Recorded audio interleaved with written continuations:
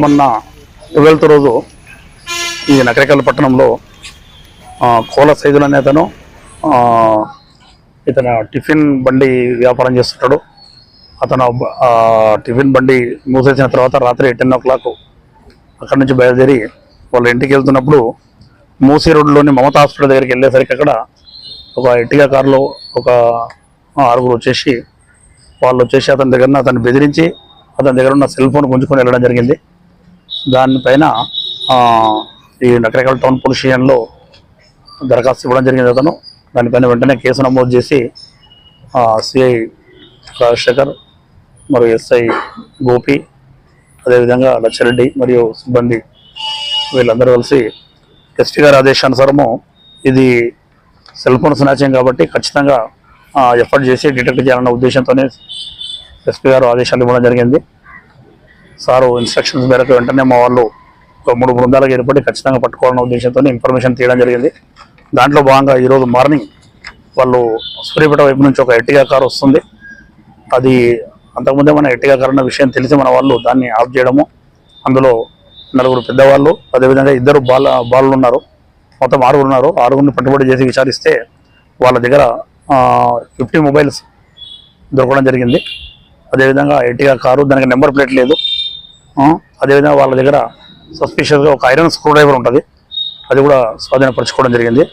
ఈ మొబైల్స్ విలువ 5,20,000 పడుతుంటుంది. వీళ్ళను విచారిస్తే వీళ్ళకి తెలిసింది ఏంటంటే వీళ్ళంతా కూడా దోన్ మండల్ నంద్యాల డిస్టిక్ ఆంధ్రప్రదేశ్ రాష్ట్రానికి చెందిన వాళ్ళు. A1 to A4. A1 వచ్చి ముఖ్యమైన కావడి దుర్గాప్రసాద్ అనే ఇతను ప్రథమ ముద్దాయి. ఇతను ఏం చేస్తాడంటే A2 నుంచి A4 రవికుమార్ అండ్ కావటి ప్రభాస్ అదేవిధంగా బండ వెంకటేష్ వీళ్ళు 3 కూడా అక్కడ దోన్కు సంబంధించిన వాళ్ళే, వాళ్ళ సమీప బంధువులు అవుతారు. వాళ్ళతో పాటు మరి 2 బాల నేరస్తులు ఉంటారు, వాళ్ళని కూడా చేరదీస్తాడు. వాళ్ళు కూడా ఆయనకు దూర బంధువులు అవుతారు, పిల్లలు కూడా. మొత్తం 6గురు కలిసి ఇతను దానికి టీం లీడరు. వీళ్ళందరూ కలిసి ఎర్టిగా కారు కిరాయికి తీసుకుంటారు. కిరాయికి తీసుకొని ఆంధ్రప్రదేశ్లోని తిరుపతి, నెల్లూరు, గుంటూరు, విజయవాడ అదేవిధంగా జగ్గయ్యపేట ఇవన్నీ కూడా ఎక్కడైతే సంతలు,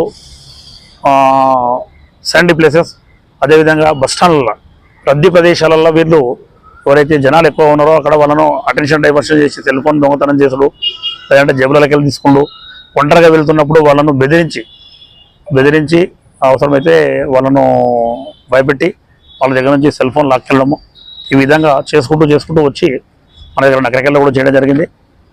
ఈరోజు మార్నింగ్ ఎర్లీ అవర్స్ సిఐ గారు, ఎస్ఐ గారు వీళ్ళ బృందము వెహికల్ చెకింగ్ చేస్తున్నప్పుడు బాబాసాహెబ్గూడెం స్టేజ్ వద్ద పట్టుబడి చేయడము, విచారిస్తే ఇక్కడ దొంగతనం చేసినట్టు కూడా వాళ్ళు ఒప్పుకోవడం జరిగింది. ఈ విధంగా టోటల్గా 50 మొబైల్స్ స్వాధీనం చేసుకున్నాము.